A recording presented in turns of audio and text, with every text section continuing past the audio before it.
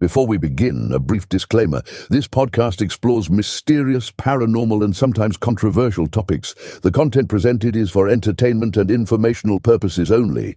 Views expressed by hosts, guests, or in stories shared do not necessarily reflect the opinions of Strange Darkness Radio or its producers. We encourage critical thinking and open-minded skepticism. While we strive for accuracy, we cannot verify all claims made on the show. Listeners should use their own judgment and seek professional advice when appropriate. Some episodes may contain mature themes or disturbing content. Listener discretion is advised. Welcome, mortal souls, to Strange Darkness Radio. Within the echoes of our hosts' haunting voices, terror weaves through the airwaves like a malevolent symphony. I am Benson, your spectral guide, leading you into the uncharted realms of the macabre.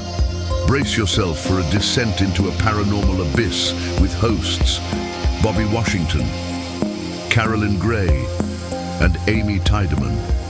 They traverse through tales that linger in the shadows, spectral apparitions, haunted domains, cryptids, and otherworldly encounters. Embrace the darkness, extinguish the lights, steel your nerves for a bone-chilling night into the heart of the unknown. It's time for Strange Darkness Radio. I can feel it coming in the air tonight. Oh, and I've been waiting for this moment for all my life. Oh, can you feel it coming in the air tonight?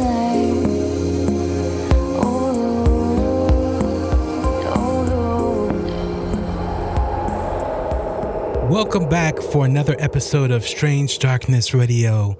I'm your host, Bobby Washington, along with Carolyn Grey. Amy Tydeman. How are you doing tonight, ladies? Wonderful.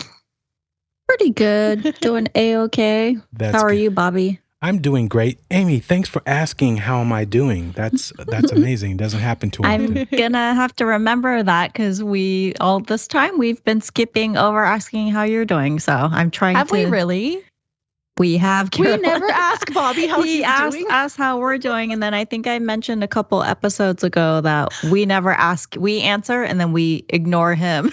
That's typical, though. Now we need to know, the last few months, what's been going on with you, Bobby. It's been crazy. Want to catch us up? No, nope. Just doing show stuff, just trying to keep it moving and getting great guests like we're going to have on tonight's show and, just having fun. But Carolyn, speaking of how you are doing, you said on one of our previous episodes, because again, sometimes we don't put them out in order. We try to, but sometimes we can't get a backlog of shows. But how have you been doing? And you said you had a little bit of tea that you wanted to get into. So how's everything been? We've never found out what that tea was, by the way. I'm not sure if I should get into it Nothing on the podcast just because I don't want to blast. Yeah, no. I don't want to blast a bunch of personal. No, and also it would be like an entire episode of me just spilling the tea. So is it that juicy? Oh man, we might have to do a show dedicated to. Well, maybe we'll wrap it into your interview that we will eventually do, as long as you remember what you're. I'm not gonna forget. Oh wow, okay. Oh, wow. But I do want to just say I have a new place to live again, and I love it, and I'm doing great. And I'm working 2 jobs that I love. And I also wanted to tell you guys that I have been exploring the cemetery that is just a few churches over from where my apartments are. And I left for work today, and I left my door open like I always do. And I had a basket of laundry sitting on my bed. And when I came home, my door was shut. And when I opened my door, my laundry had just been spilled all over my room. Oh, wow. Which is super weird. Your whole room? My whole room. Yeah, like all over the room. And I dropped my dog off at the neighbor's. So I know it wasn't my dog. My roommate wasn't home. Yeah. Oh, so kind of weird. That might have been your first paranormal experience then that you've been waiting for. I'm kind of hoping I'm hoping. Interesting. That is pretty weird, though. Yeah. That is pretty Yeah, weird. Interesting. Spooky. Alrighty, But- well, okay. If no one has anything else, we'll get into our guest. Amy, any secrets you want to divulge or anything? I want to know going how on? Amy's doing. I don't have any exciting news or any secrets, but I did want to tell Carolyn that someone just sent me a list of male and female turnoffs. And I think number 2 on the list is women who are into astrology and crystals. So you and me need to work screwed. on that, Carolyn. Wow. We just don't share that with everybody. Yeah, all the time. We need to keep that as secret from now on. That is too funny. I just wanted to tell you that. I thought that was so pretty glad funny. someone finally told me. That explains a lot. That's why you're still single. Yeah, that would explain. Oh man. But no, Keep it on thanks. the DL from now on. Yeah. But no, I don't have anything. Thanks for asking, Bobby. Okay, well, let's get into tonight's show because tonight is something very interesting and something that I want to make the public aware of. So let's go ahead and get into it.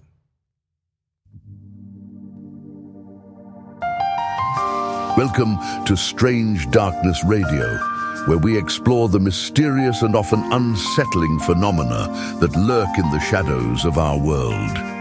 Today, we are joined by a remarkable guest, Jamie Tall, whose life story is a testament to resilience, transformation, and encounters with the unexplained.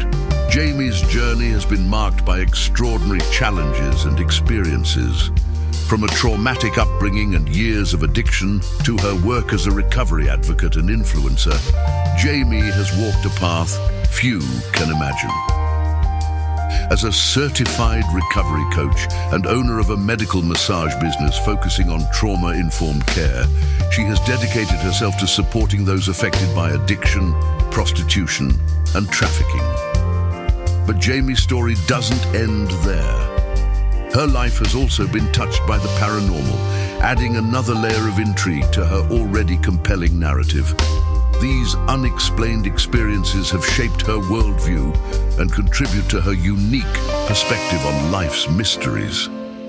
In this episode, Jamie will share her insights on the complex and often misunderstood phenomenon of gang stalking, drawing from both her personal experiences and her professional expertise. Her journey through addiction, recovery, and brushes with the unexplained promises to offer a fascinating exploration of this dark subject.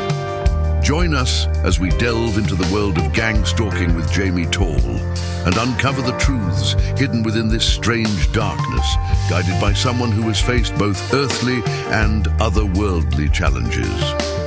Please welcome Jamie Tall to Strange Darkness Radio.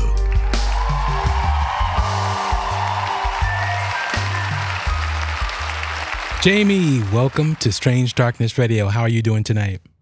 I'm doing great, Bobby. Thanks so much for asking. Really excited to hang out with you guys tonight. Thank you so much.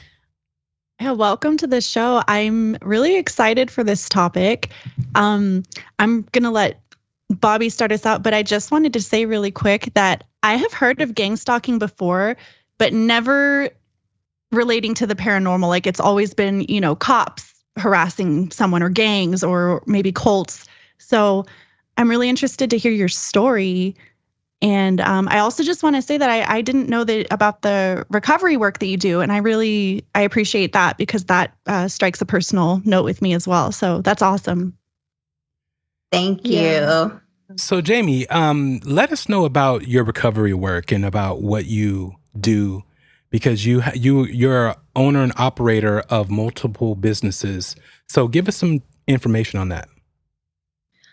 So I am a recovery advocate and social media influencer for recovery. I'm certified with the Georgia Council on Substance Abuse as a certified addiction recovery empowerment specialist and a certified peer specialist for addictive disease. And I became certified through that in 2018. And, one of our jobs is to advocate, speak out about recovery, stomp out stigma, and just normalize recovery and being sober as a whole. Yeah, because the reason why I wanted you to make sure, you got that out, and because the things that you've gone through are incredible.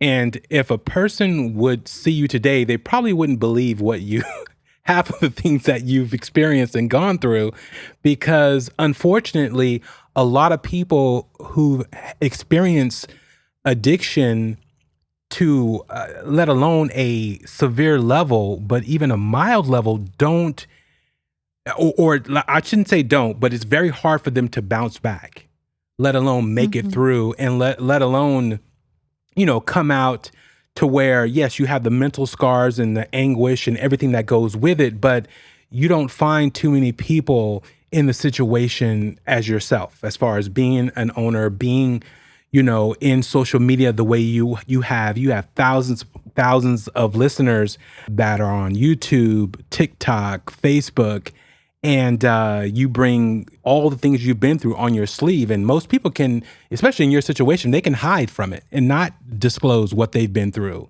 In your case, no one would even know unless they knew you, from back in the day. They wouldn't have a clue. They'd be like, what? No, that's not possible. That's not true. And so I champion your story, and I think you have an amazing story and a lifelong experience that will probably stick with you for the rest of your life.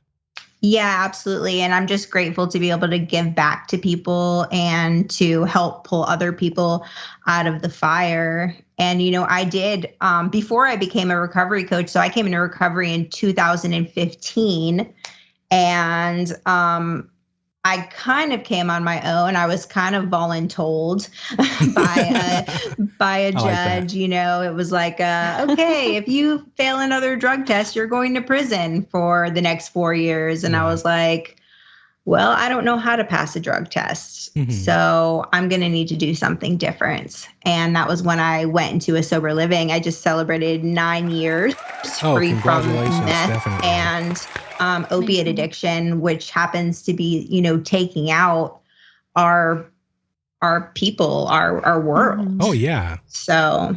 Exactly. With fentanyl and what's happening in the world today when it comes to that, you can't even trust where you're getting drugs from, unfortunately, without the possibility of playing Russian roulette.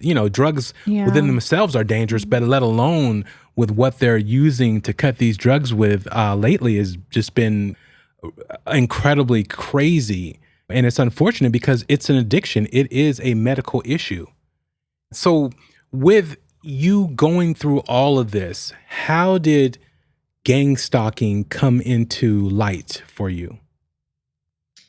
So that happened really when I started doing methamphetamines. Okay. That's where it kind of like the door kind of opened. It may have even happened, before, but that was kind of when I noticed that something was going on.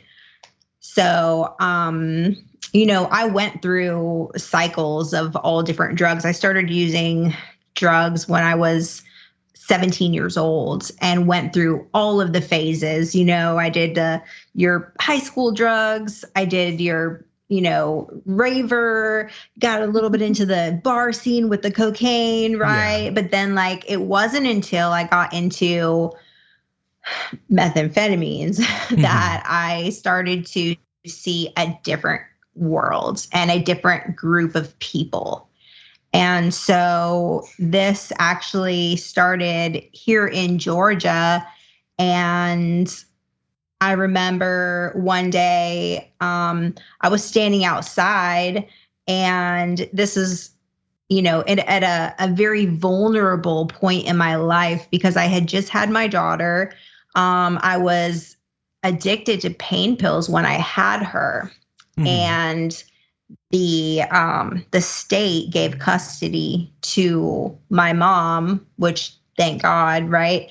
But I was so just guilt-ridden and in shame and condemnation that happened. And then my kid's father had gotten really bad on heroin. And so we broke up. And so it was like me all by myself, you know? So I was very vulnerable.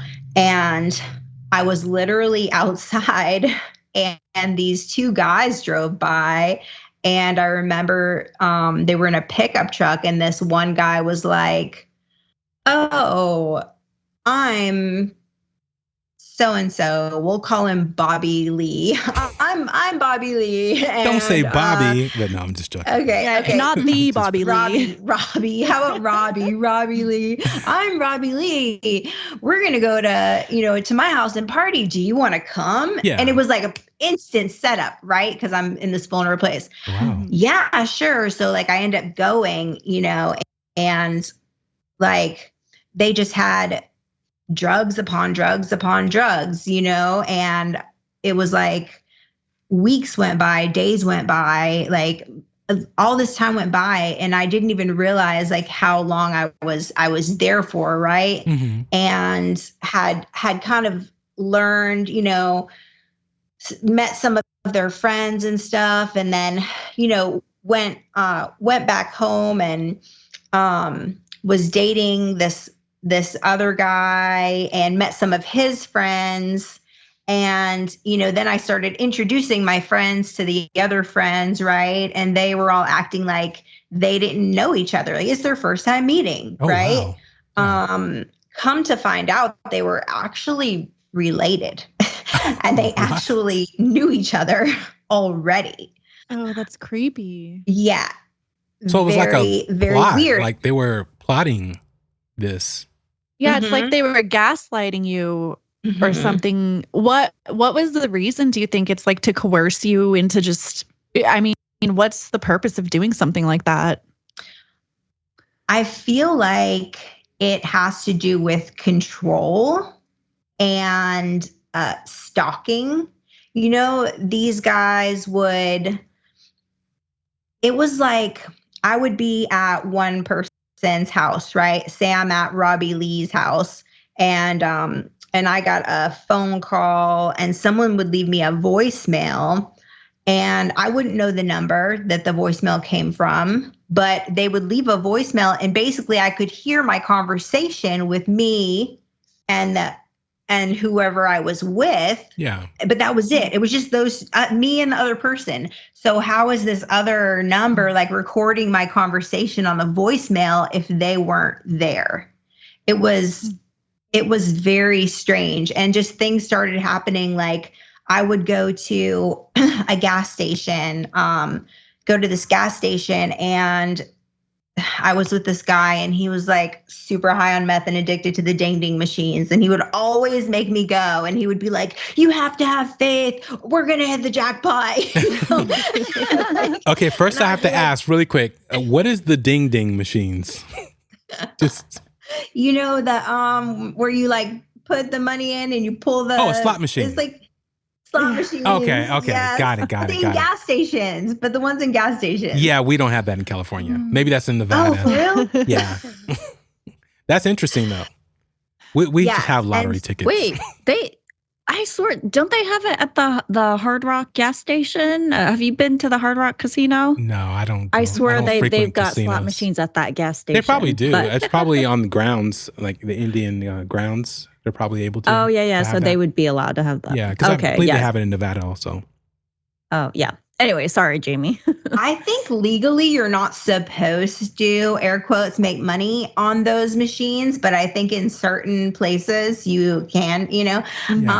So he would always make me go, and we would like go to this gas station, and I'm like, would walk in and there would be like this guy. And I remember this one guy specifically because he was scary. He had like a shaved head and he was really tall and he kind of had like, he looked like rough, Yeah. and I would have to like I would sit like right next to him, and he would make me nervous. Like he was going to rob me or something. It was just like intimidating. You know what I mean? Mm-hmm.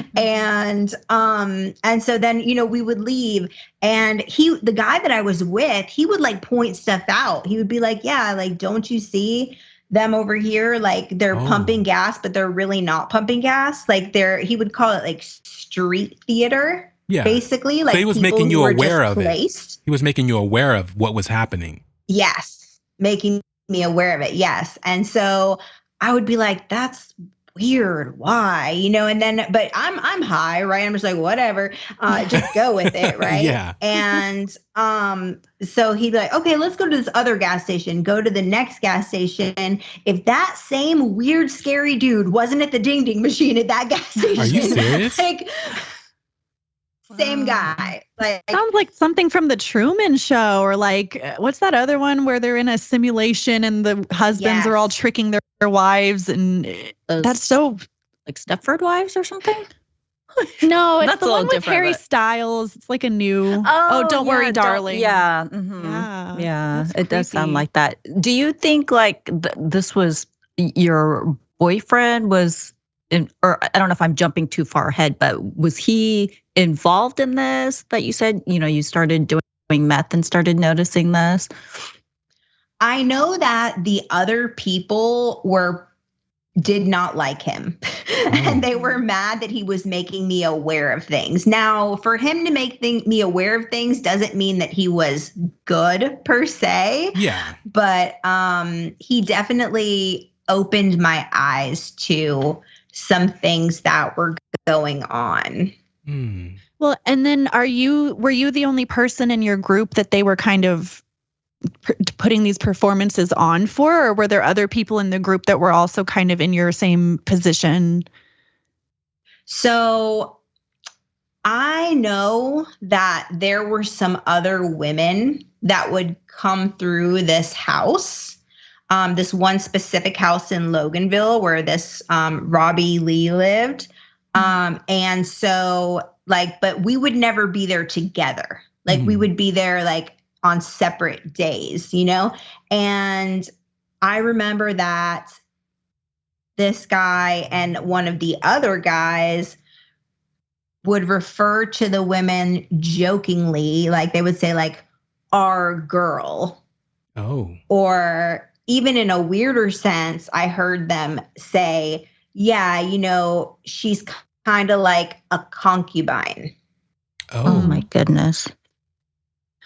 And so you weren't even aware of that this was actually going on. So no, like I was so confused. I feel like I lived in a state of confusion for several years. This is how scary it was. Like, so I used to IV meth, and Never heard of that. I started what's the description on that? Like, how is that possible? How did you? IV. Yeah. So you take it and you put it. Can I describe that on here? It's intravenous drug use. Yeah, Okay. you're shooting up meth. Oh, so just shooting up meth through like a needle process, not something Correct. Yeah. totally. Okay. Not like a nurse shooting you up with dope. No. Okay. Got it.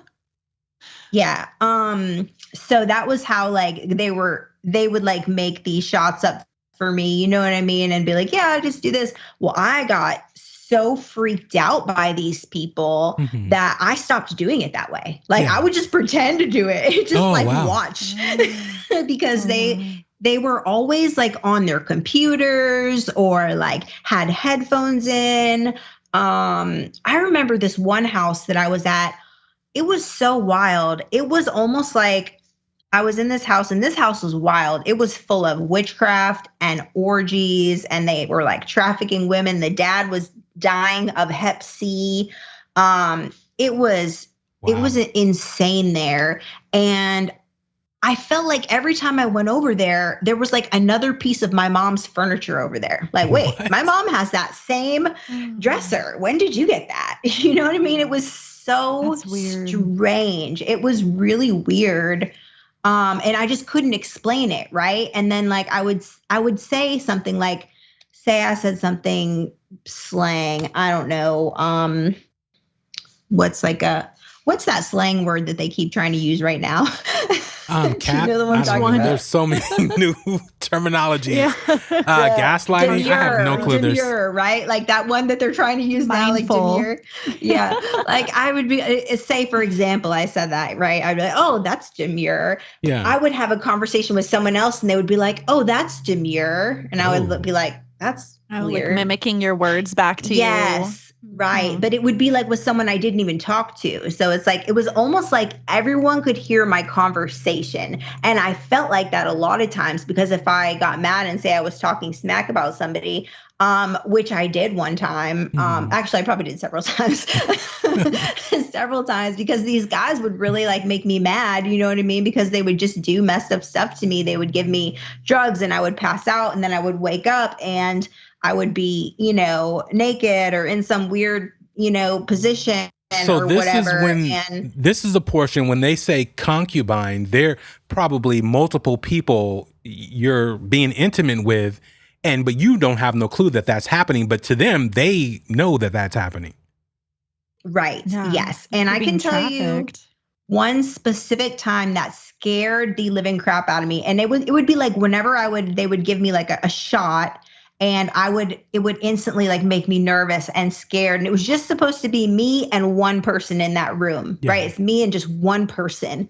And all of a sudden there are other people in the room.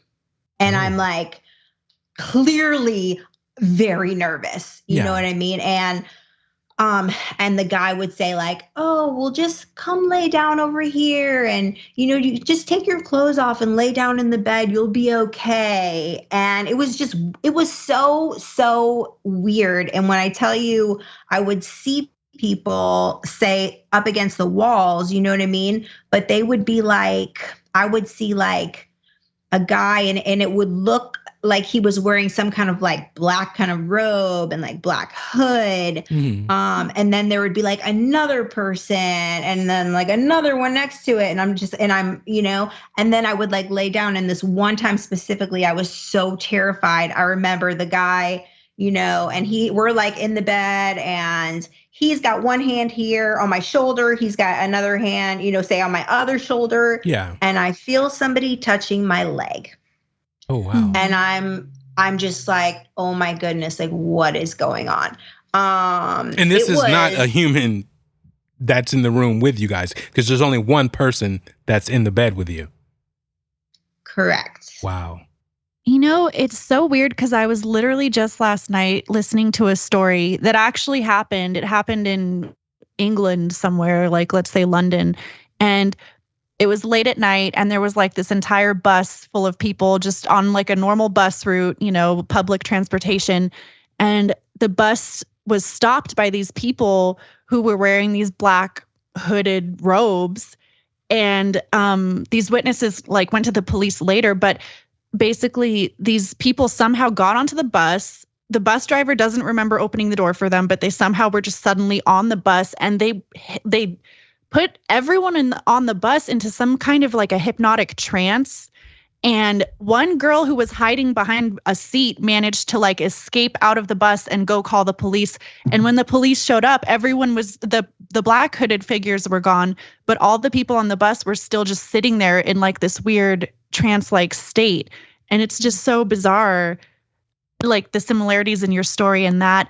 And then also the thing you were saying about people mimicking you, that's actually like a cult practice for control. Like I think even Charles Manson was famous for doing that. He would mimic his followers, or he would have them mimic each other. And it's supposed to like kind of make you feel closer to each other and make you feel like, oh, we're all one mind and we're all thinking the same thoughts. And it's just a bizarre way of controlling and manipulating you, basically.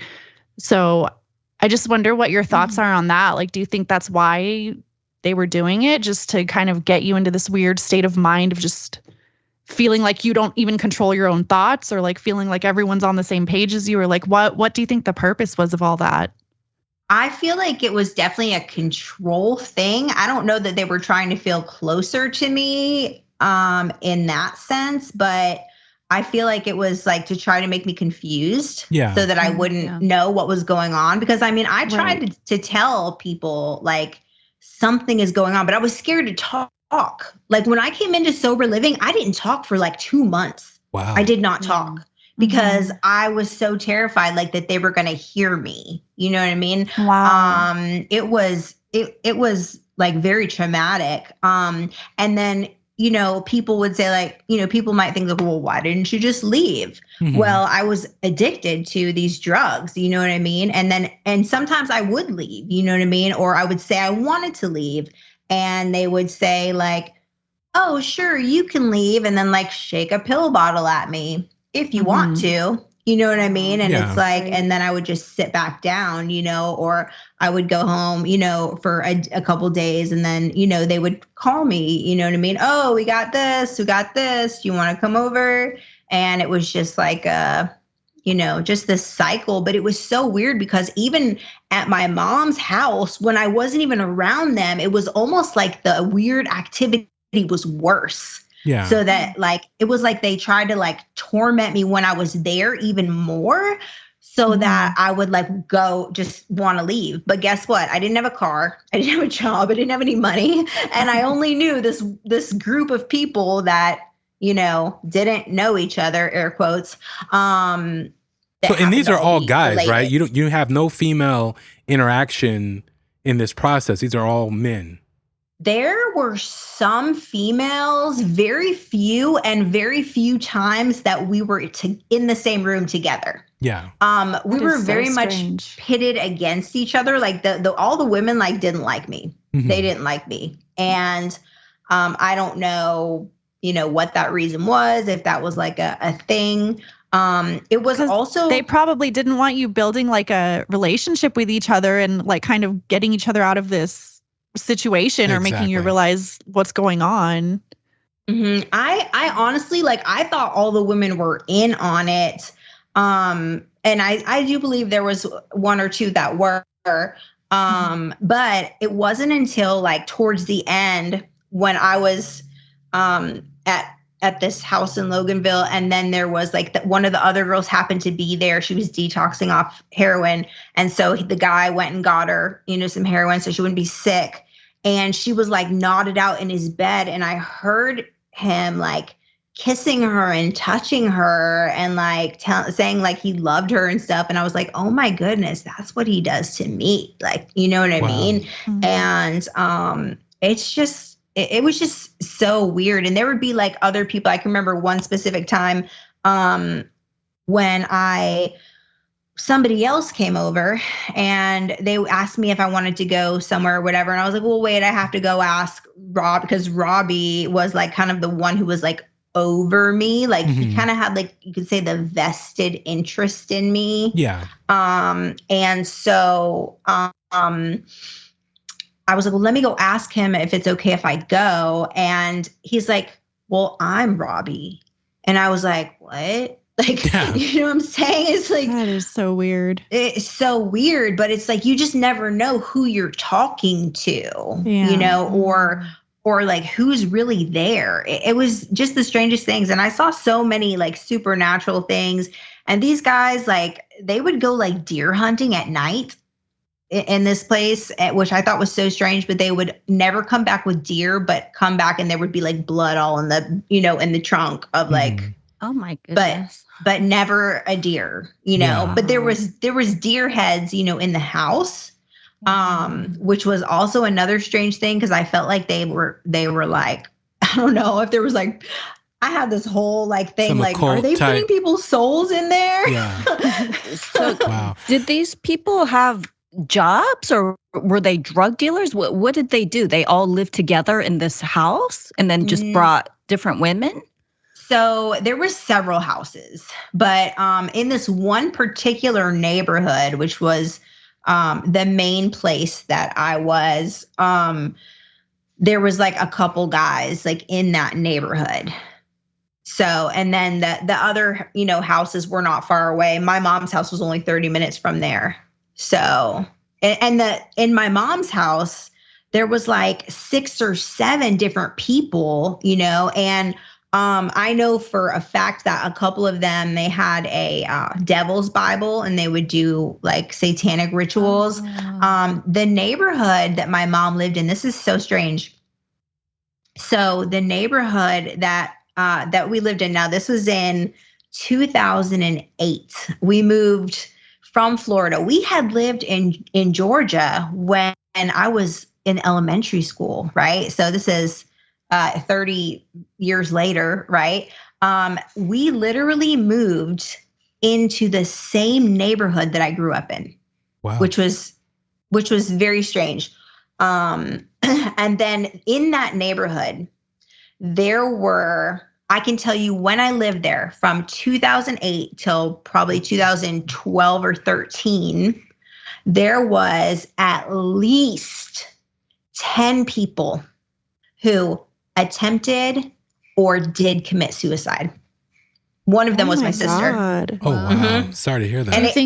Do you think it had something to do with the location? Absolutely. Absolutely. I believe that it was like a haunted neighborhood.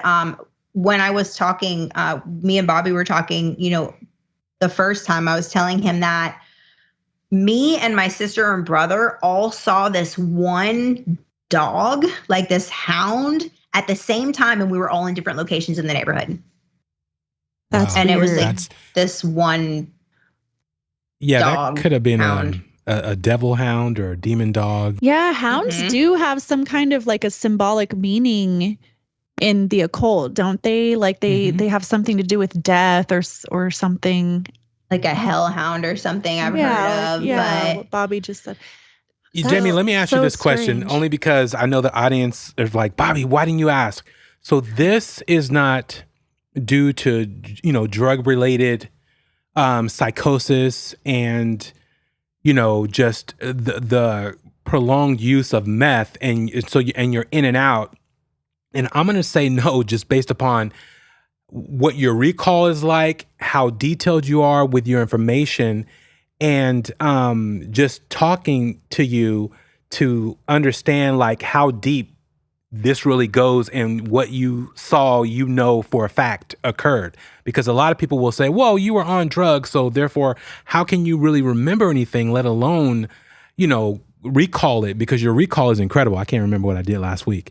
But yeah, so that's freaking amazing. But what do you say to people who will say, well, yeah, you were on meth, so it's due to that reason is why all these things were happening. You just became paranoid.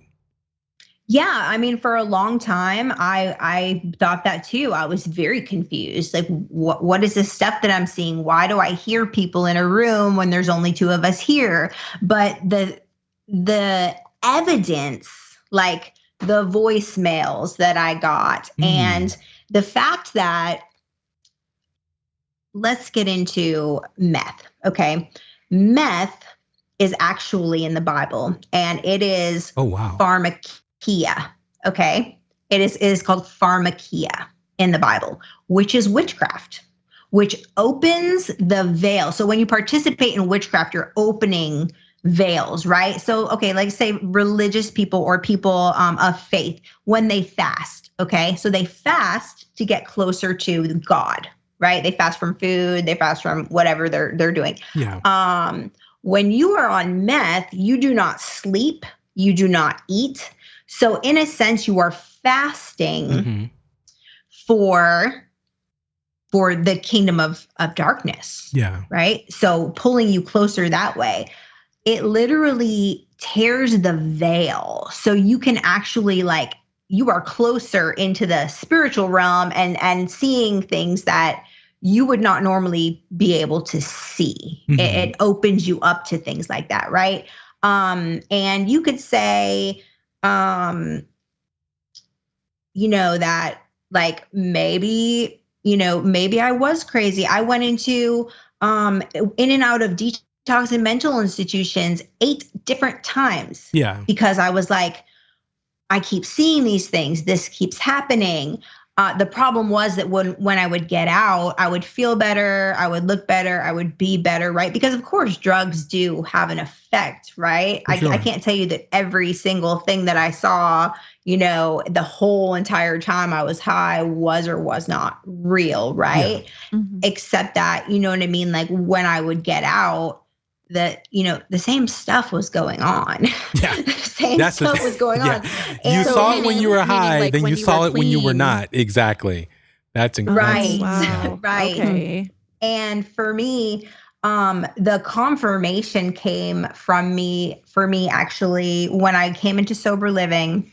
There was a counselor who was a pastor who just had moved to my sober living, and a new owner that had just taken over the sober living, who came from a faith-based rehab.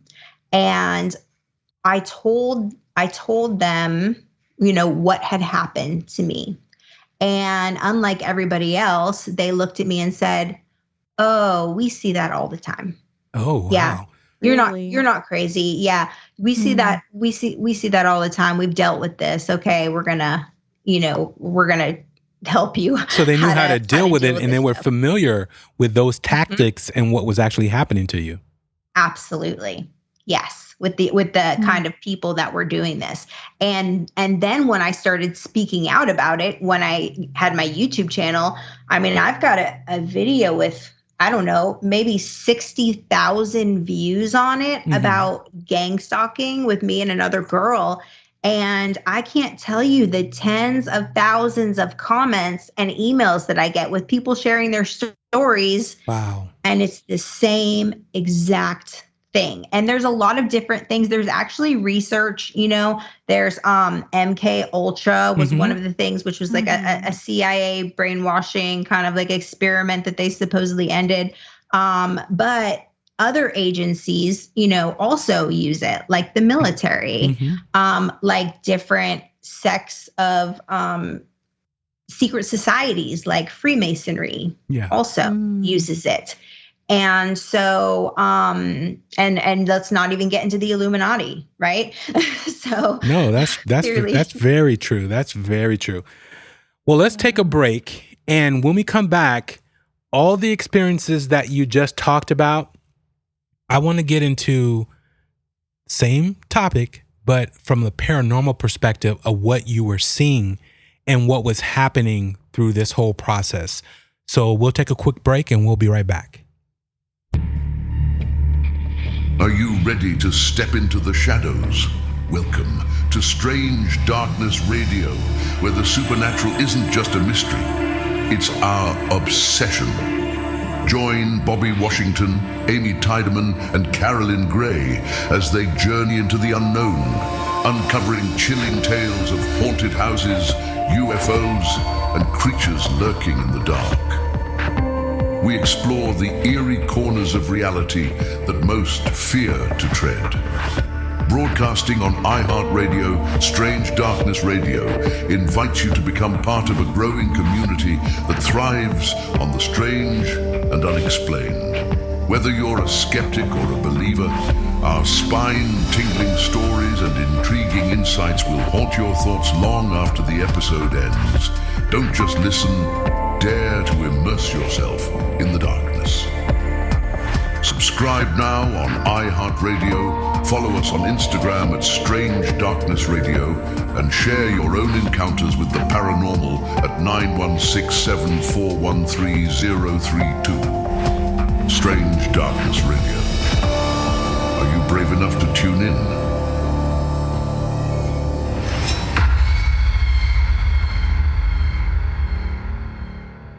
So, Jamie, in this whole process that's been happening to you, from a paranormal perspective, what were you experiencing as you were in these situations? Like, you're in a room, right? And you're in and out.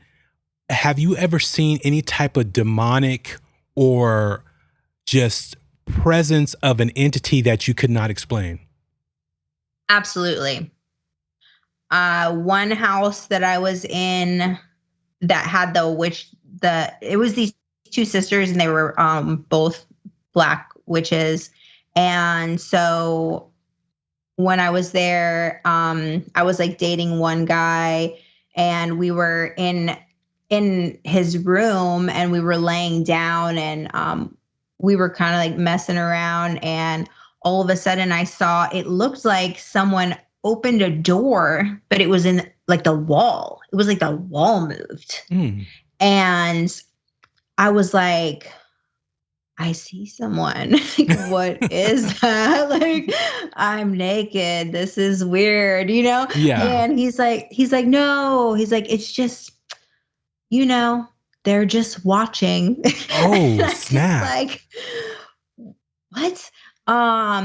Another time I was at this one guy's house, and I will say that these guys were very heavy meth users and distributors. Mhm. And so they may have even been cookers, which could explain a lot of supernatural activity. Yeah. And I remember sitting in this guy's room, and I saw like these, like, it looked like somebody moved, like ran across, and it was like another one of these guys. They kind of looked like a dark shadow, except they were thick, like solid. Like it wasn't a shadow. It was like a person that was like, but with the shape of, say, like a 14-year-old boy, right? Not like a big, strong guy, they all had this specific shape, but you couldn't see any features, just like they appeared to be a shadow with depth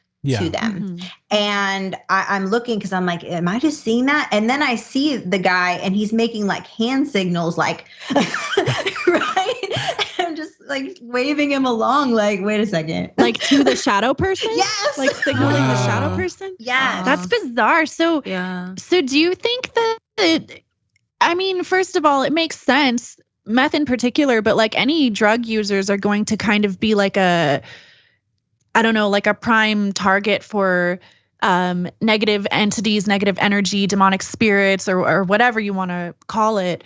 But I mean, do you think that, and I think you even said this in one of your videos, that you think that they were like purposefully summoning these demons, or like they were into witchcraft, and they were, I think you said at one point that this demon was maybe possessing different members of the group and kind of jumping from body to body. So him signaling the shadow person, it's almost like he's summoning this on purpose. Is that kind of how you felt, or how you feel about it now?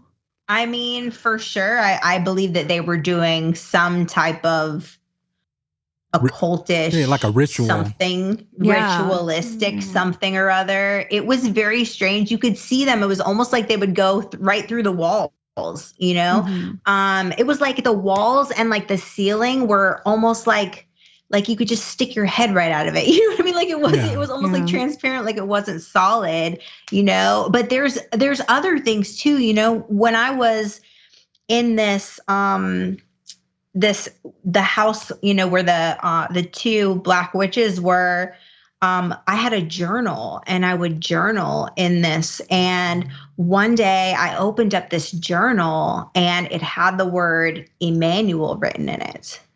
And about a week later, went back, and I was going to write in it, and saw it again, and it said Emmanuel. And I'm like, what is Emmanuel? Because I wasn't even like a person really of faith at the time. Like I grew up in it, but I didn't know anything about it. And then a couple days later, it said his name is Emmanuel. And I'm like, who is Emmanuel? And why is he writing in my journal? Yeah. And about a week later, one of these guys got really mad at me and ran over me. And are you serious? You mean phically in a vehicle? Physically, with my car. Oh, yeah, wow. He ran over me. We were parked at my mom's. I went to get some clothes, and he was being like he had a real bad temper. And I didn't want him to drive because he had a real bad temper and he was mad.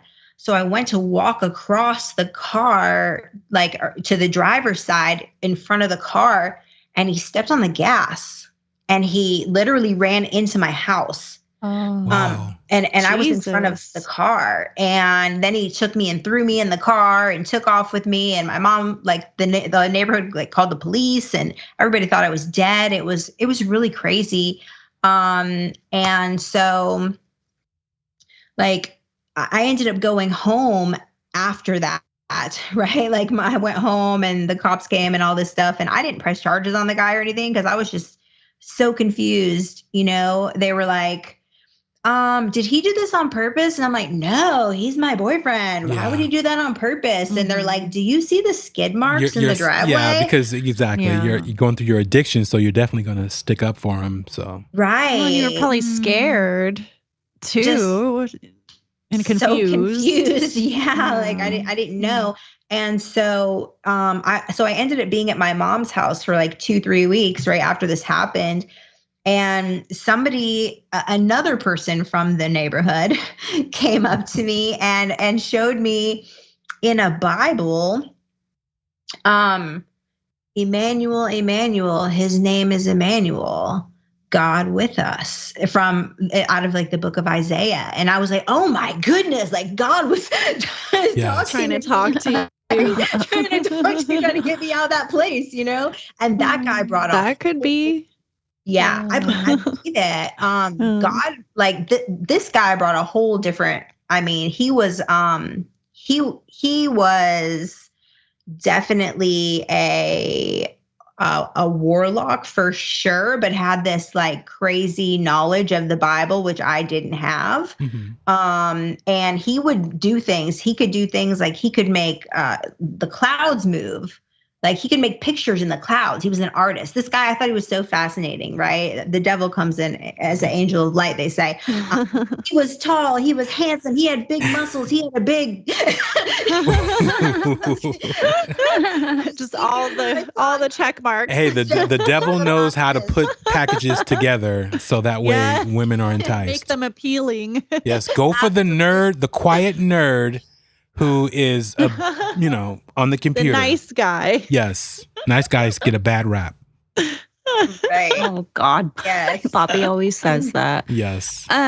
Jamie, I'm kind of curious, like what do you have any ideas of why you were chosen and how are people targeted? Like what makes someone a target?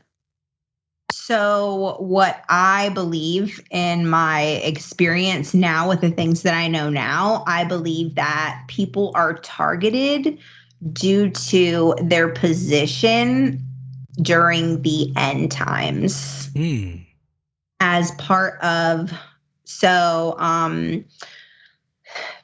most people can clearly see that the world is whacked out right now. Everything is just like crazy chaos falling down. And so if you know anything about faith, there is there's going to be a battle. There is a battle. There's been a battle. There's going to continue to be a battle. And there are two kingdoms. There's a kingdom of light and a kingdom of darkness. You belong to one or the other. There's no in between. Yeah. One or the other. That's it. Mm-hmm. So I truly believe, because what it says in the Bible is that Jezebel, which is the kingdom, of darkness, will be thrown down at the end times with Leviathan, the dragon, which is Satan, by the prophets in the end time army of God.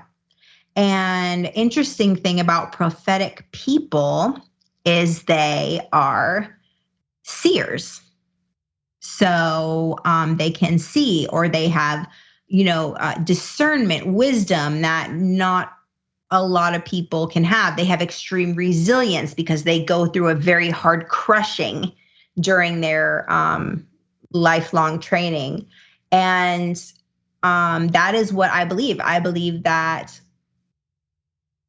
people who get chosen are because we have a purpose during the end time, because we're not, because of the fact that people prophets, prophetic people, they have dreams, downloaded by God.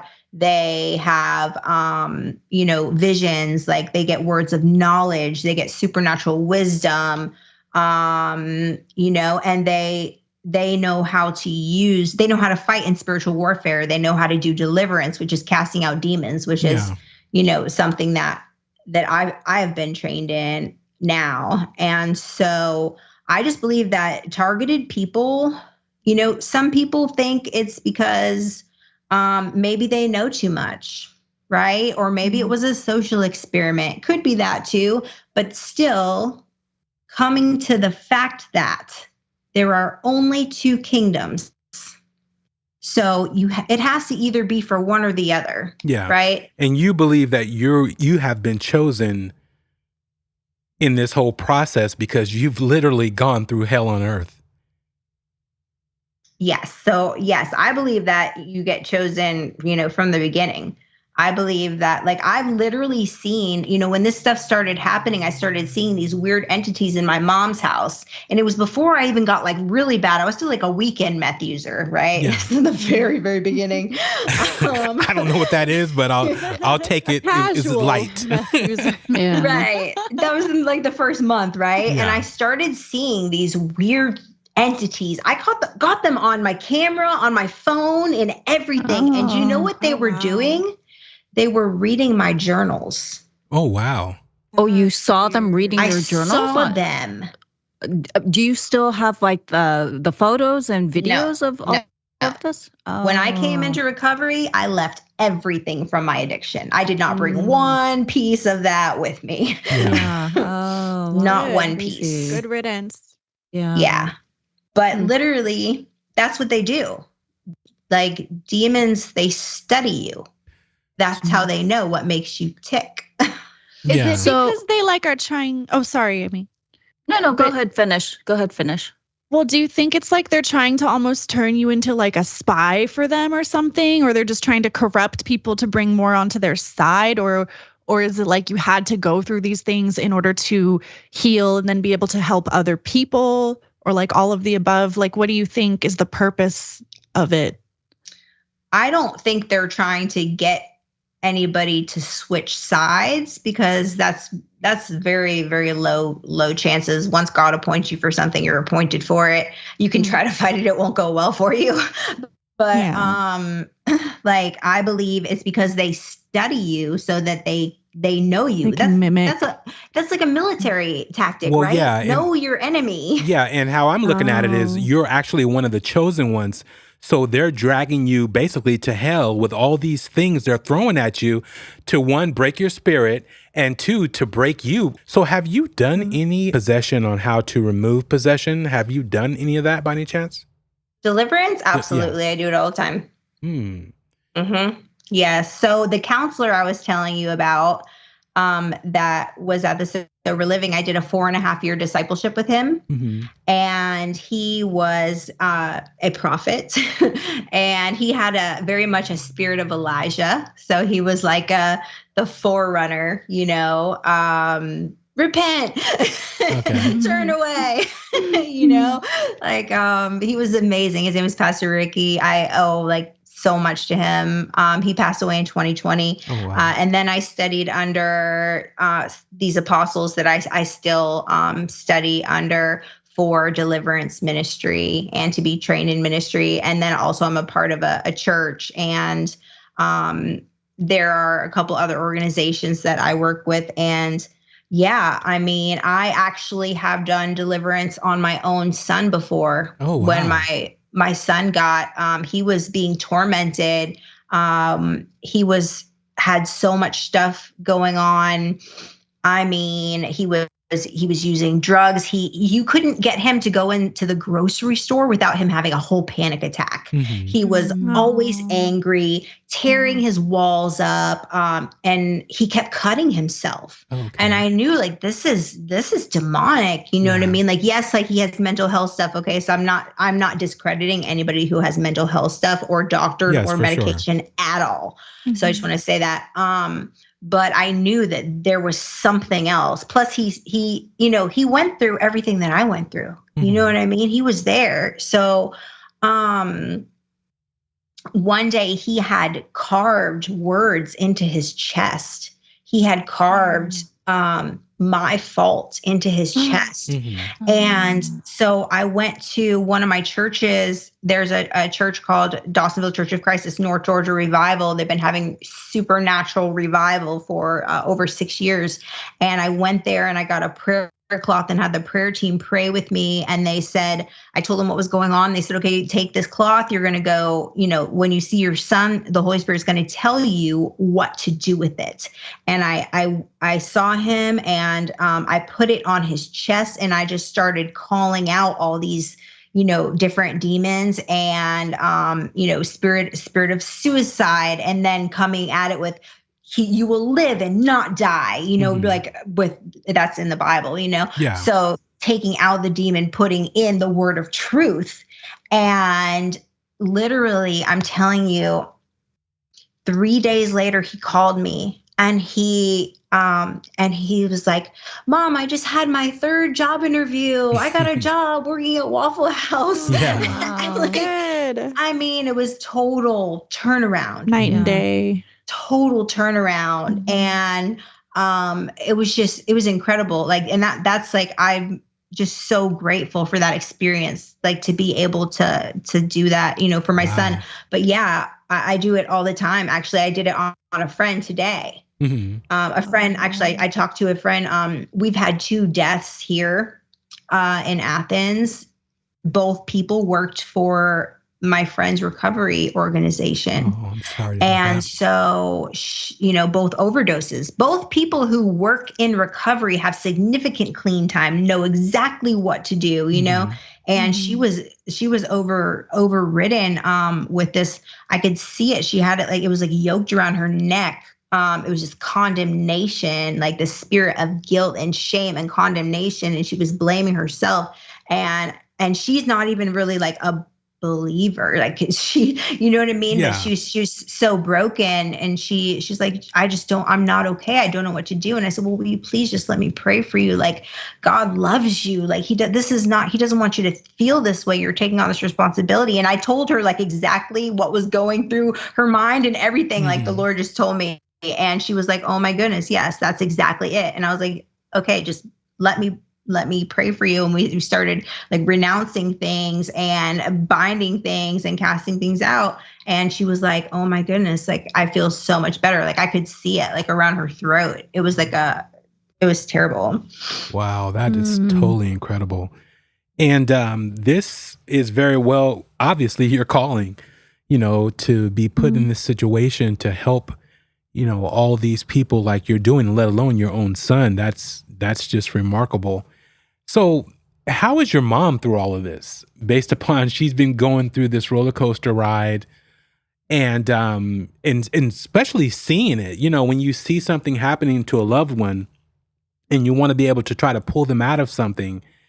And was she able to see like the turmoil and the people and the things that you were going through to say, this is not good for you. Like there's something up with these particular guys that you're dealing with. And it's just something that you probably didn't want to hear at the time. I mean, she didn't really say too much. I mean, she definitely said some things for sure. Like stay away from these people. These people are bad,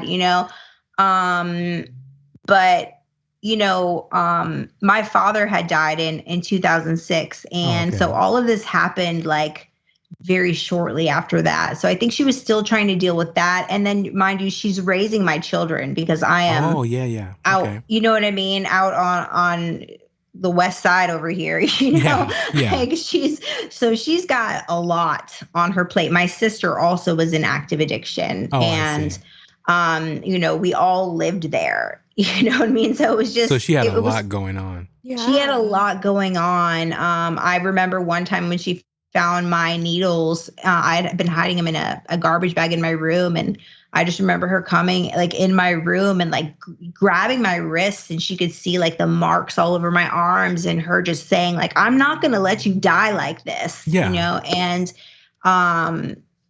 but she just, I was just so out of control, with my drug use and the things that I was doing, making bad decisions. So she was just trying to do her best to go to work every day and raise my children and do what she thought was the best thing for me and my sister and my children.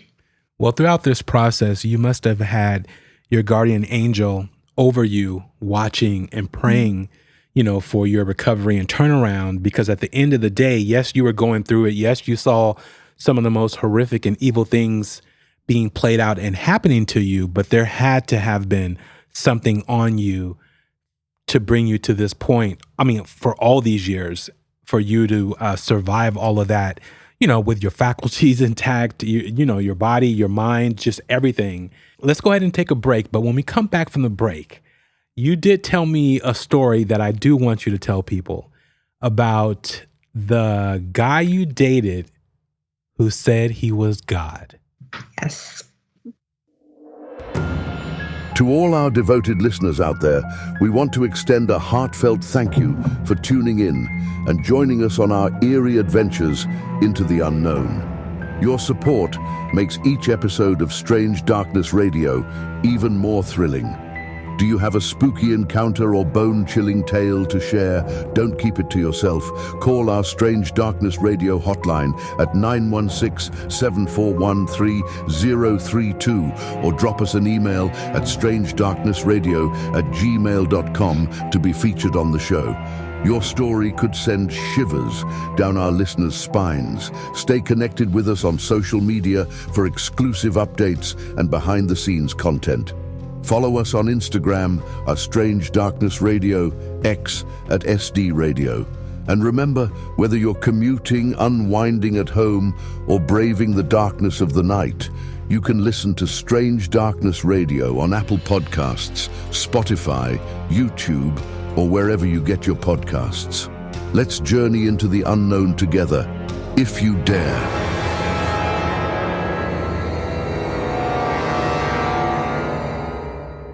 All right, Jamie, that story you told me was incredible. So I just want you to tell the listeners about that, because that goes along the lines of when the Antichrist comes back, it's going to be not what people think. You know, it's not going to be the horns. It's not going to be slaying everybody. It's not going to be all those things. It's going to be the most nice and kind person that you can think of until he's not. Right. So if we go back to when I was saying that I got ran over and I was staying at my mom's house, and then this guy came who was handsome and funny and the good dancer and the big muscles, that guy. Okay. And he's the one who showed me the passage in the Bible. And it was like he knew the Bible inside out, upside down. Right. And he actually, this is the one I said was the amazing artist and the good dancer, and he could do things with the clouds and make like art in the clouds. And he literally, one day I was over his house, and he prayed over me, and he prayed in tongues, which I had never heard before. And I heard something come out of my ear screeching.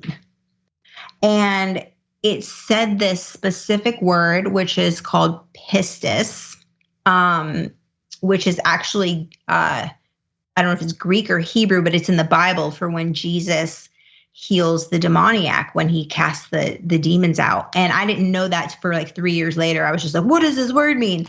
And so he literally took these demons out of me. He said he took 7 out of me. He had them in a globe and he showed them to me.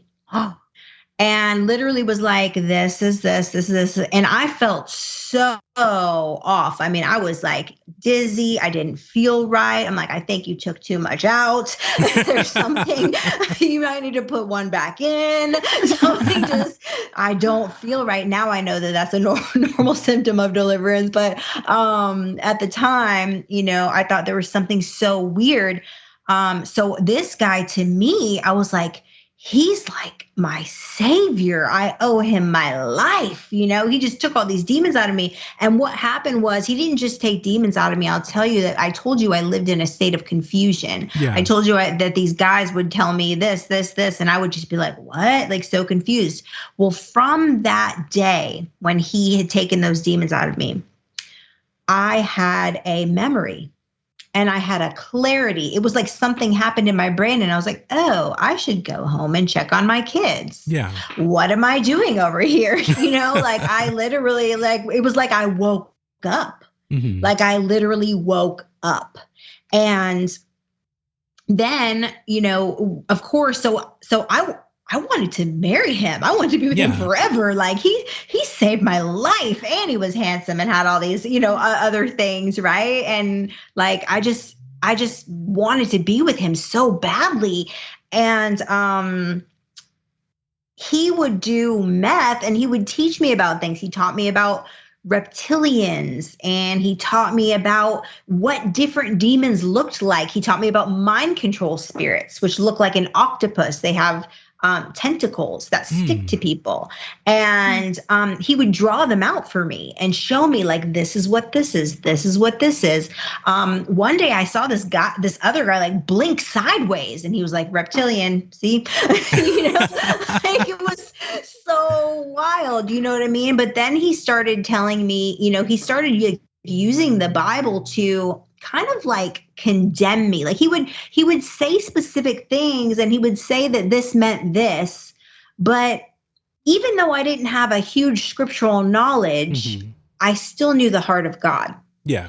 And I was like, I don't think that when Jesus is talking about ruling the word with a rod of iron, he's talking about your penis. Okay. Like, I don't think that that's biblical. Like, that doesn't sound right to me. You know what I mean? Like, he would just twist things, you know? So he would make things sexualized, you know, in the Bible. That's odd. Right. Or just like to, you know, he would say, like, it says that the wife is supposed to, you know, whatever, like, be under the husband, and you have to listen to what I say. You know what I mean? Things like that. And, you know, and then he started to tell me that I needed to pray in his name, that he was Jesus and he was God. Especially when he did meth. And I was like, but God doesn't do meth. But, you know, I was just, and, you know, for a while, because of all the amazing things he did, he took demons out of me. He helped me. He saved me from this crazy group of guys, right? You know, he could make the clouds move, which is also another tactic of MK Ultra, that they do, which is interesting, and the military. But he could do all these things. So it's like, wow, could he be? You know what I mean? It was like, I really was like, you were questioning. Yeah. Yes, I was questioning. I mean, I couldn't explain the things that happened and the things he did. Like, he literally put demons in a globe and showed them to me. Yeah. I mean, that's insane. That's insane. And the crazy thing was, I recognized them, every one of them. Oh, I was like, I've seen them before. Because now, are these faces? What type of, are they crystallized? Like, what did they look like? No, they were kind of like black and like gray. So like their clothes or what looked like different body parts would be black, and other parts of them would be gray.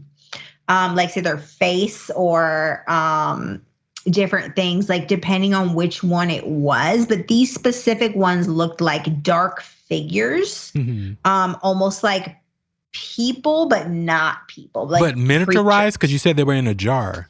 Yes, like the globe was like literally like a marble. Like, okay.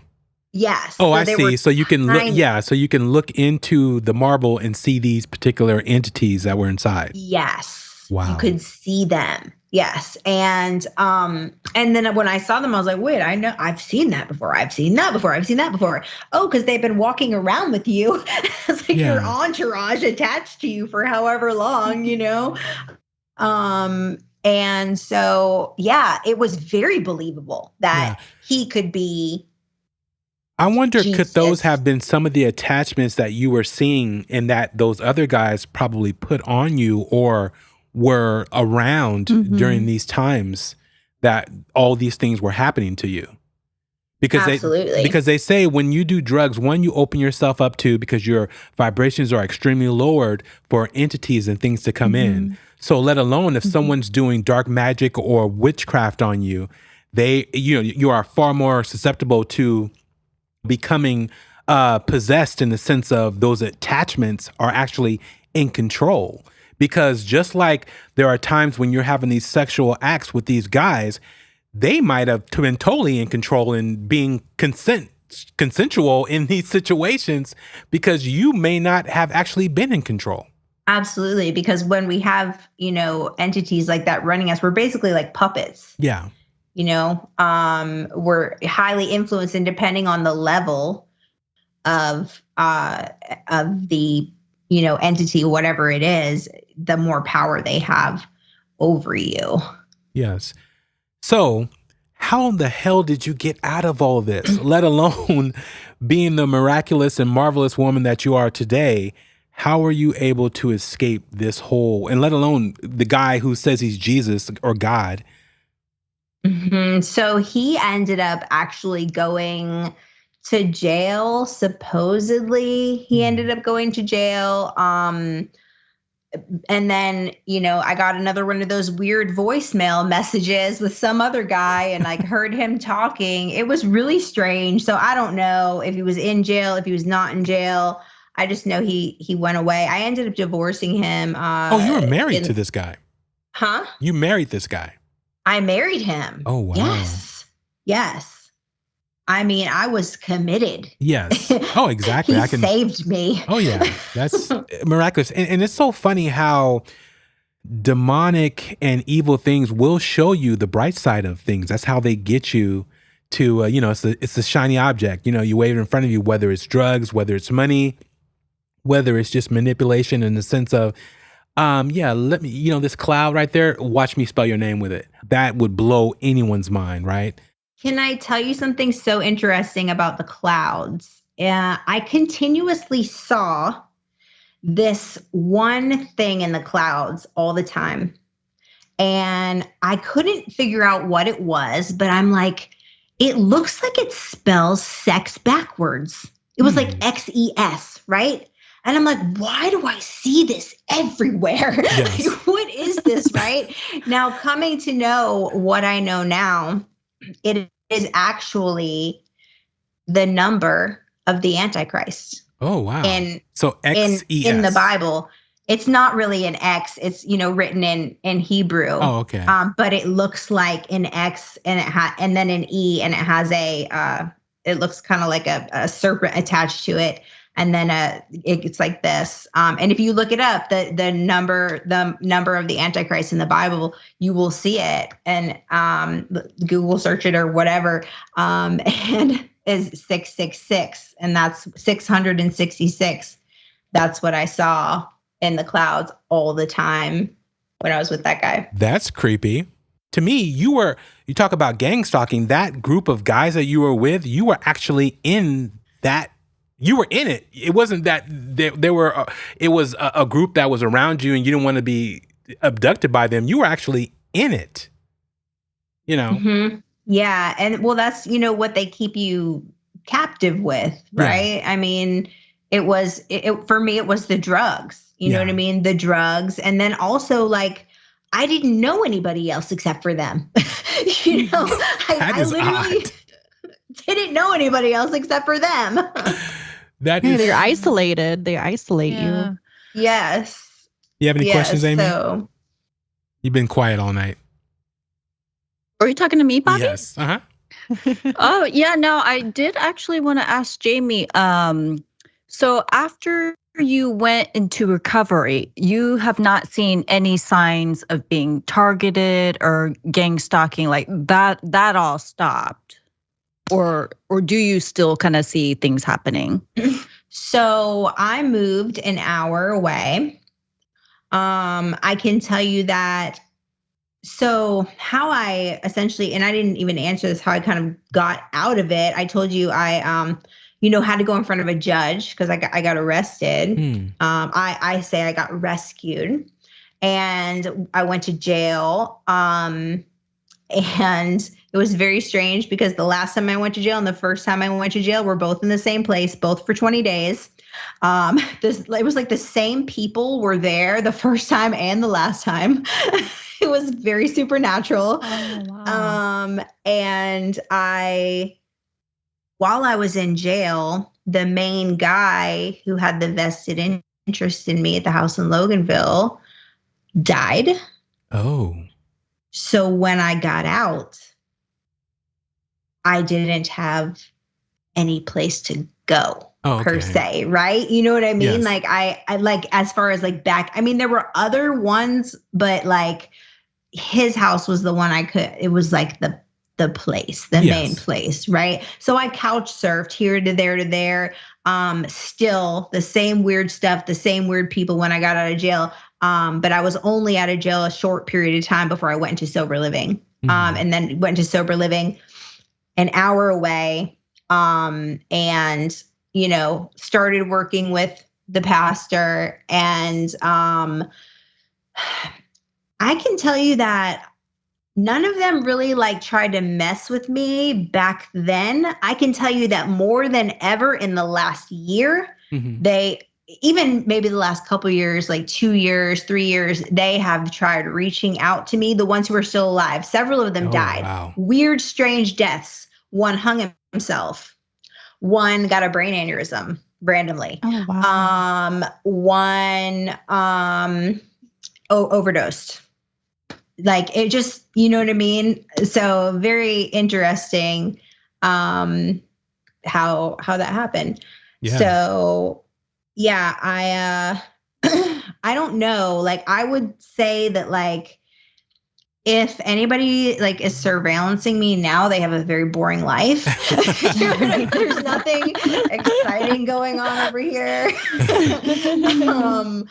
But you know, still with like the stories, and I still, you know, do have some attacks. Last night specifically, I dreamt about snakes, which is a sign of, you know, witchcraft. But the cool thing about my dream was that I was running from the snake that was trying to chase me. And when I was running, the Holy Spirit spoke to me. God spoke to me and reminded me, hey, remember, you're going to strike it on its head with your heel. And I was like, oh yeah, that's right. And I just like jumped up and stomped on it. That sounds like something from the Bible. That sounds like a Bible verse or something. It's in interesting. Genesis. Oh, okay. Yes, yeah. It's about Eve, talking about Eve striking, and she will, you know, strike the head of, you know, you will, God made the devil a snake, and said that, you know, Eve, which he was like referring to like the church, is gonna stomp on your head with their feet, you know? Yeah. Huh. Yeah. Wow. So I don't like, I can say like they do try to reach out to me. Before I used to be more like weird. Like I felt like, oh, maybe I need to answer them. Oh, maybe they want recovery. Oh, maybe I need to help. But now I'm just like, block. Yeah. No, that's good. That your mind won't even give them that time, because you know, yes, your recovery has been amazing and you're amazing, but sometimes that little, you know, it takes that one little seed to get replanted for people to trigger those manipulations that you don't even know that you're programmed for, and that can trigger that. Mm-hmm. I'm so paranoid, like now, like trying to like date, because I feel like there's that familiar spirit sometimes, you know Get what a I nerd, mean? get a nerd, get a nerd. Get the guy who's quiet and he stays just home. Exactly. Yes. He's not out of the bars. Plays on his computer. Yeah. Anyways. I'm telling you. But yeah, for sure. Thank you so much for joining us. Give people your socials, Jamie.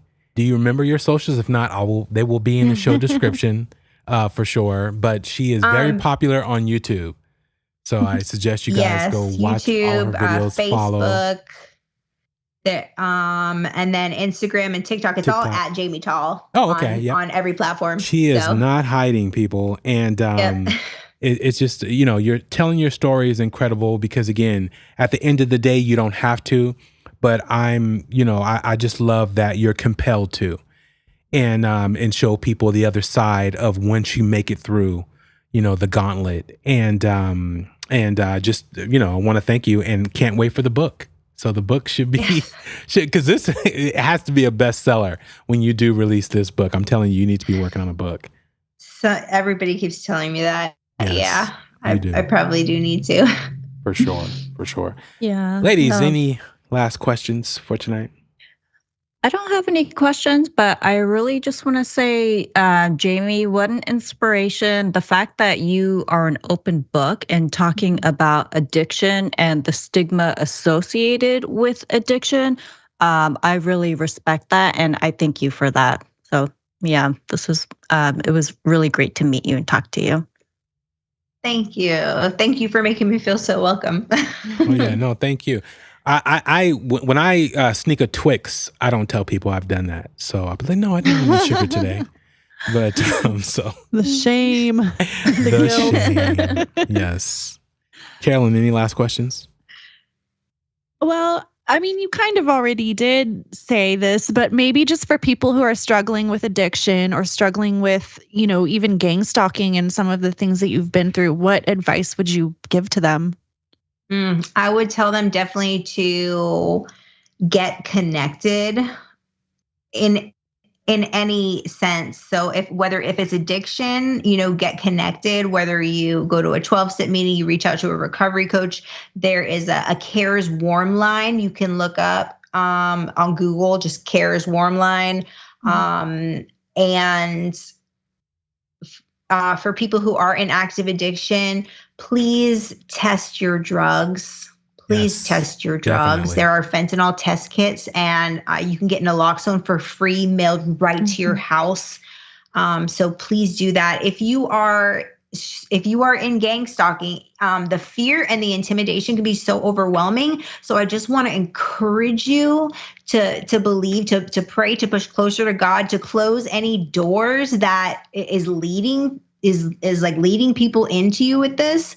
Try to get connected with a 5-fold ministry, an apostolic ministry, or a church that does deliverance. You can find that through, there's a deliverance map of churches through Isaiah Salvador. But mainly, don't forget that you are fighting from victory. So this enemy is already defeated. You already know why they're coming after you. So don't let them lay you down or unalive you through the fear and the intimidation. Know that he who is in you is greater than he who is in the world. Great. Well said. I think that was great advice for both, for anyone who's struggling with addiction or gang stalking or anything, that's just negative that's surrounding them and they feel stuck. Getting connected is such good advice, whether it's to a church, to a 12-step program, like you said, reaching out to a recovery coach, or even just connecting with your family and your friends and your loved ones and building healthy relationships. And so, thank you so much. That was awesome. Awesome. Thank you. Thank you. All right. That's tonight's show. We're out. Bye. As your journey through the shadow realms of Strange Darkness Radio concludes, remember that you unlock the door to the paranormal with the key of imagination.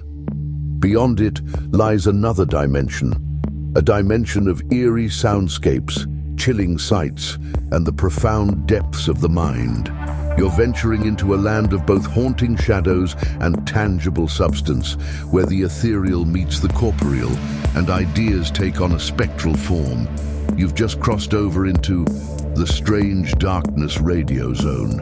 In the vast expanse of the paranormal, there exists a fifth dimension, extending beyond the known realms of our understanding.